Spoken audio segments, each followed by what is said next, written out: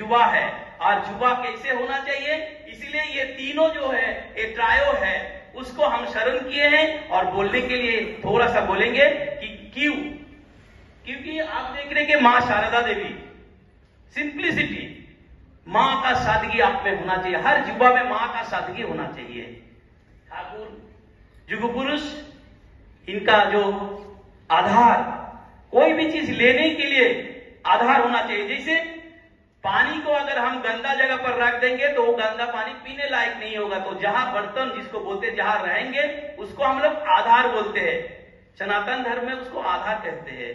तो आप जो है, आपका सादगी होना चाहिए, साथ साथ सादगी को रखने के लिए ठाकुर का जो आधार है, उसका जो अजस्विता है, तेजस्विता है, जो उनका जो दैवी सत्ता है, सभी को मिलके आपका अंदर एक आधार विषय होना चाहिए। उस आधार, पवित्र आधार होगा, तभी आपको मां का सादगी को ले पाएंगे। तो युवा का आधार को ठीक करना चाहिए। फिर अगर सादगी रहेंगे, आधार मजबूत होगा, तो स्वामी जी का दिया हुआ वचन, उसका ओजस्विता, उसका जो तेजस्विता, आप जो है उसको रख पाएंगे, ले पाएंगे। और ये तीनों चीज इकट्ठा होकर समाज का निर्माण के लिए आप दौड़ पड़ेंगे। इसीलिए आप युवा को सामने आज हम ये बात बोलने के लिए आए हैं कि ठाकुर मां स्वामी जी का जो वाणी है, इनका जो चीज है, एक आधार, सच और स्वामी जी का ओजस्विता और मां का सादगी, ये तीनों हम सब युवा को होना चाहिए। आज युवा सम्मेलन में आपका सामने कुछ बोलने का पहले हम एक दो बात और बोलेंगे। जैसे कि खास करके आप सभी बीएड कॉलेज के छात्र शिक्षक है, युवा है, आप इस बीएड कॉलेज को चुने हैं, इस संस्थान को चुने हैं। फर्स्ट ऑफ ऑल इस संस्थान के बारे में थोड़ा सा, ये परंपरा, आश्रम परंपरा को हम थोड़ा सा एक दो शब्द में आपका सामने रखेंगे। जैसे कि हम सभी जानते हैं, रामकृष्ण मठ and mission headquarter Belur Math है। उनका कुछ डायरेक्ट सेंटर है, मतलब बेलूर मठ अपने ही कुछ मठ मिशन सेंटर को बनाते हैं। साथ साथ पूरा ठाकुर मां स्वामी जी इस भावधारा को पूरा भारत में, नॉट ओनली भारत, पूरा विश्व में प्रचार प्रसार करने के लिए एक 10 पॉइंट गाइडलाइन के अनुसार रामकृष्ण विवेकानंद भावोपचार परिषद, उसका निर्माण किए हैं। उसका अंतर्गत जो रामकृष्ण मठ एंड मिशन बेलूर का डायरेक्ट सेंटर नहीं है, जो बाकी उन्हीं का आइडियोलॉजी को फॉलो करते हैं, उसी पर चलने के लिए आपने आपको घर द्वार छोड़ नस्वार किए हैं, उनके द्वारा बनाया हुआ संस्थान को उस 10 पॉइंट गाइडलाइन भावोपचार परिषद का अंतर्गत उसको एक मान्यता देते हैं आश्रम को। उसी मान्यता अनुसार इस संस्थान जो है भावोपचार परिषद का ही एक सेंटर है, जो रामकृष्ण शारदा आश्रम।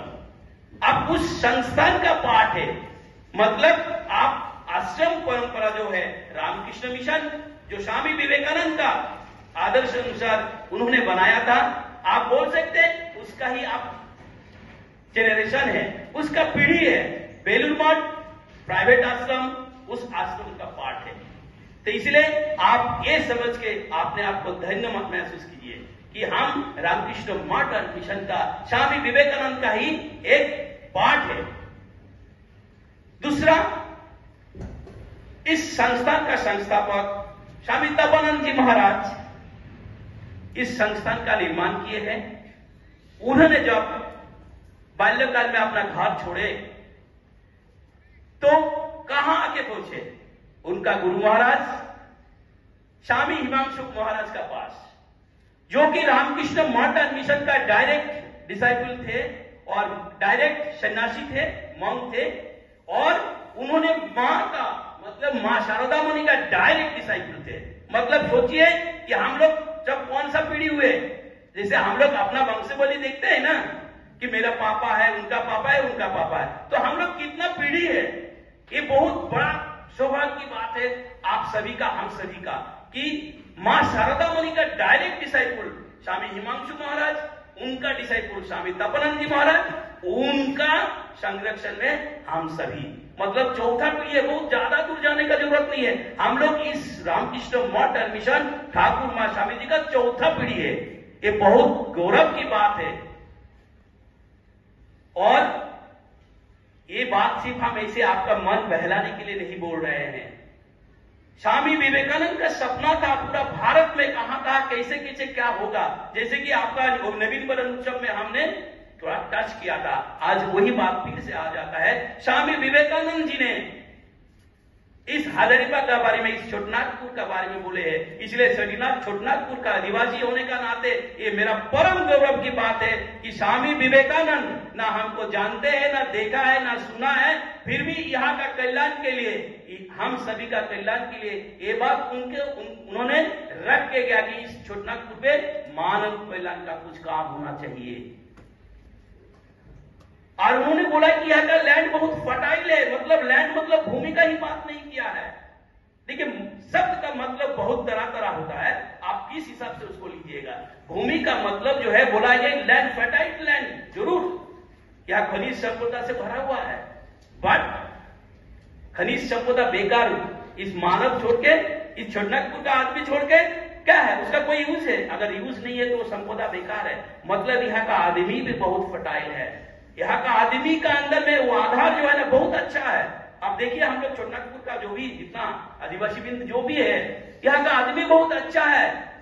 तो इसलिए बोला कि इस सहज सरल आदमी के लिए कुछ करना चाहिए। स्वामी विवेकानंद जी उस समय बोल के गए थे। और हमारा गुरु महाराज स्वामी तपानंद जी महाराज जो है इस आश्रम का, स्वामी विवेकानंद का उस सपना को साकार करने के लिए चले। तकलीफ उनको बहुत हुआ, अभी भी बहुत है, लेकिन हम सब साथ हैं। हम युवा